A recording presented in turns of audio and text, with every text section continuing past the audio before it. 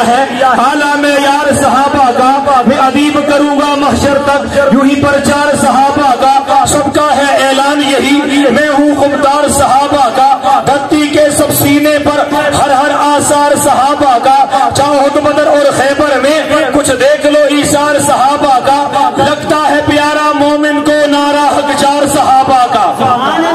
میرے انتہائی واجب الاحترام، آج کی ہماری اس محفل کے روح رواں مہمان خصوصی اسٹیج پہ طلبہ افروز ہو چکے ہیں، ہم سارے کے سارے ان کے خطاب کو سننے کے لیے، ان کی باتوں کو سننے کے لیے آئے ہیں، ہم سارے کے سارے میزبان ہیں۔ برادران اسلام، ایک خوبصورت عنوان جو آپ کے آج کے اس پروگرام کا ہے، خط نبوت تحفظ ہے، خط نبوت کے عنوان سے اور مدح صحابہ کے عنوان سے۔ برادران اسلام، جس آقا دو جہاں کے لیے یہ محفل سجائی گئی ہے، جس آقا دو جہاں کے لیے ان مہمانوں کو بلایا گیا ہے، جس آقا دو جہاں کے لیے آپ کو یہاں پر جمع کیا گیا ہے، وہ آقا دو جہاں وہ ہیں جس کے لیے پروردگار عالم نے عالم ارواح میں فرمایا تھا، وَإِذْ أَخَذَ اللَّهُ مِيثَاقَ النَّبِيِّينَ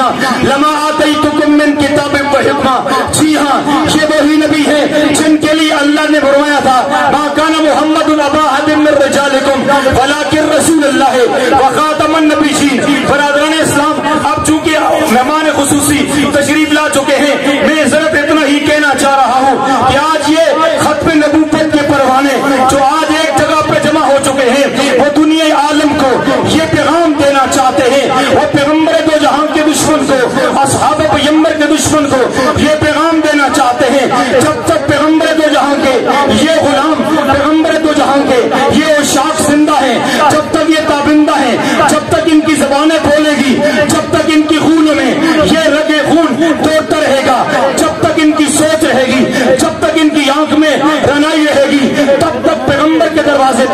تب تک یہ صحابہ کے دروازے پر یہ اپنا تحفظ دیتے رہیں گے، چاہے اس مقام پر جان چلی جائے، چاہے بچے یتیم ہو جائیں، چاہے بیویاں بیوہ ہو جائیں، لیکن یہ بات یاد رکھے، دنیا کا حکمران بھی سن لے اور دنیا کے وہ آدمی جو گستاخ